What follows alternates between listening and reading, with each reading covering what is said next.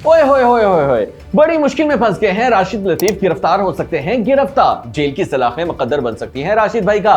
मोहम्मद रिजवान को कप्तानी से हटाने पर तबसरा नहायत ही महंगा पड़ गया है उन्हें।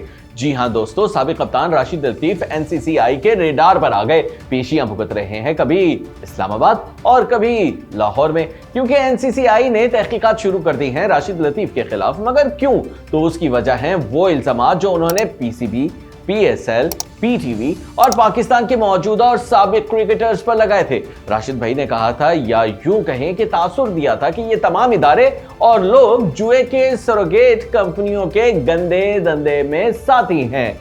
मोहम्मद रिजवान को कप्तानी से हटाने की वजह भी यही सब है, क्योंकि रिजवान ने पीएसएल 8 में एक सरोगेट कंपनी का लोगो लगाने से इनकार कर दिया था और उसी का हिसाब चुकता किया गया रिजवान के साथ। इसी वजह से उन्हें कप्तानी से हटाया गया। वो ऐसे इल्जामात वक्तन फवक्तन लगाते आए हैं, मगर अब उन्हें national cyber crime investigation agency यानी एनसीसीआई ने तलब कर लिया है, और वो भी एजेंसी के इस्लामाबाद और लाहौर दोनों ऑफिस में। पहले वो इस्लामाबाद ऑफिस पेश हुए, फिर उसके 3 रोज बाद लाहौर ऑफिस। 3 घंटे तक पेशी हुई उनकी एनसीसीआई लाहौर ऑफिस में।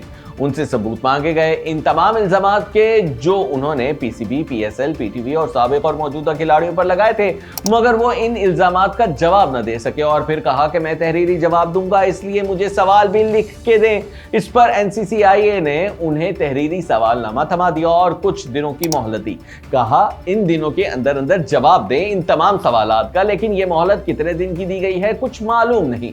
दोस्तों, ये पहाड़ से बड़ी ब्रेकिंग न्यूज दी है सीनियर स्पोर्ट्स जर्नलिस्ट एजाज बाखरी ने। उन्होंने साफ साफ बता दिया कि बचत का सिर्फ एक ही रास्ता है राशिद लतीफ के पास, और वो है सबूत देना। अगर वो अपने इल्जामात के सबूत देने में कामयाब हो गए तो बिल्कुल ठीक, वरना उनके खिलाफ मुकदमा दर्ज करेगी एनसीसीआई और उन्हें गिरफ्तार भी किया जा सकता है। ये इदारे और खिलाड़ी भी उनके खिलाफ इत्ते इज्जत का दावा दायर कर सकते हैं। मगर रुके जरा, देखिए जो इल्जामात राशिद भाई ने लगाए हैं, हम उन्हें ना तो गलत कह रहे हैं और ना ही सही, लेकिन बात है सीधी और सादा सी। आप किसी पर भी मुंह उठाकर इल्जामात नहीं लगा सकते। आप कैसे तासुर दे सकते हैं कि सरोगेट कंपनियों का एक माफिया है जिसका हिस्सा पाकिस्तान क्रिकेट बोर्ड समेत 2 मजीद इदारे और मौजूदा और साबिका क्रिकेटर्स है?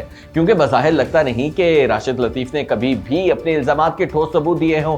खुद एजाज बाखरी भी कह रहे हैं कि वो एनसीसीआई के सवालात के जवाब ना दे सके। जाहिर है सबूत मांगे होंगे उन्होंने, मगर बकौल बाखरी साहब ना दे पाए राशिद लतीफ। आए इसे मजीद आसान बनाते हैं। राशिद लतीफ ने पीटीवी स्पोर्ट्स पर सरोगेट कंपनियों के इश्तिहार चलने के स्क्रीनशॉट शेयर किए थे। अब ये पक्का सबूत है कि इश्तिहार तो चले पीटीवी स्पोर्ट्स पे इन कंपनियों के, लेकिन जब उन्होंने लिखा कि कौमी खेल के चैनल ने डॉक्टर नोमान नियाज को इसीलिए हटाया कि वो दोबारा सरोगेट कंपनियों का धंधा शुरू कर सके, उसका सबूत नहीं दिया उन्होंने, और ये ज्यादती है। आखिर वो कैसे इतना बड़ा इल्जाम लगा सकते हैं पीटीवी स्पोर्ट्स पर? वो नियतों के हाल जानते हैं क्या? या ये बताएं कि अगर उनके इल्जाम को सच भी मान ले तो क्या पीटीवी ने डॉक्टर नोमान नियाज को हटाते वक्त ये लिखा होगा कि वो सरोगेट कंपनियों के धंधे की राह में रुकावट है, इसलिए हटाया जा रहा है उन्हें? जाहिर है नहीं लिखा होगा। अब बताएं कैसे लगाएंगे वो इस बात का सबूत? इसलिए बहुत बुरे फंसे हैं राशिद भाई। दूसरी बात यह है कि राशिद लतीफ आज से नहीं बल्कि कई दहाइयों से पाकिस्तान क्रिकेट में मैच फिक्सिंग पे बात करते आ रहे हैं। पहली बार 1994 में बात की थी उन्होंने गालिबन। वो कभी नाम लेके और कभी नाम लिए बगैर इल्जामात लगाते आए हैं पाकिस्तानी खिलाड़ियों पर। ये भी कह चुके हैं कि किताब लिख रहा हूं जिसमें बताऊंगा कि आखिर होती कैसे थी फिक्सिंग और करता कौन था ये, मगर अभी तक किताब तो ना आई उनकी। अलबत्ता ट्विटर, फेसबुक और यूट्यूब पर कई बार वो इल्जामात लगाते आए हैं और अब वक्त आ गया है सबूत देने का। यकीन करें बेहतरीन मौका है राशिद भाई के पास कि अपने एक एक इल्जाम का सबूत दें और अमर हो जाए। मजीद हीरो बन जाएंगे वो, लेकिन अगर ऐसा ना हो सका, वो सबूत ना दे सके तो अच्छा नहीं होगा, क्योंकि एनसीसीआई का मूड लग नहीं रहा मामला रफा दफा करने का। वो इस बार कट्टा कट्टी निकाल के ही रहेंगे। और मत भूलें कि चेयरमैन पीसीबी हैं मोहसिन रजा नकवी, और नकवी साहब साथ ही बाकी वजीर दाखिला है, और वो हर लिहाज से निहायत ताकतवर मिनिस्टर हैं। एफआईए और एनसीसीआई उनके अंडर ही हैं, इसलिए वो तो चाहेंगे कि दूध का दूध हो और पानी का पानी हो जाए। पता लग जाएगा कि क्या वाकई पीएसएल और पीसीबी की कुछ काली भेड़ें इस मकरू हरकत में मुलविस हैं या फिर नहीं। अगर जवाब हाँ में मिल गया तो वो सफाया करेंगे उनका, क्योंकि जब पीसीबी और पीएसएल पर सरोगेट कंपनियों की पुष्टपनाही या मदद का इल्जाम लगाते हैं राशिद लतीफ, तो ये इल्जाम इनडायरेक्टली नकवी साहब पर भी तो लगता है ना।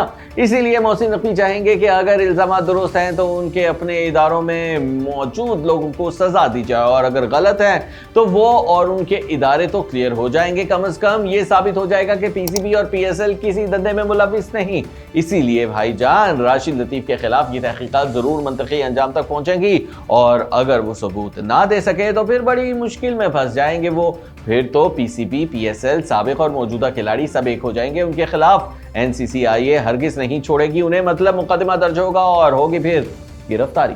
खैर, इल्जाम हमेशा तभी लगाना चाहिए जब आपके पास सबूत हो, क्योंकि अगर आप दुरुस्त भी कह रहे हो मगर सबूत के बगैर तो फिर तो शामत आना ही होती है। वैसे भी एक बार कट्टाकट्टी निकल ही जाए इस इशू पर तो अच्छा।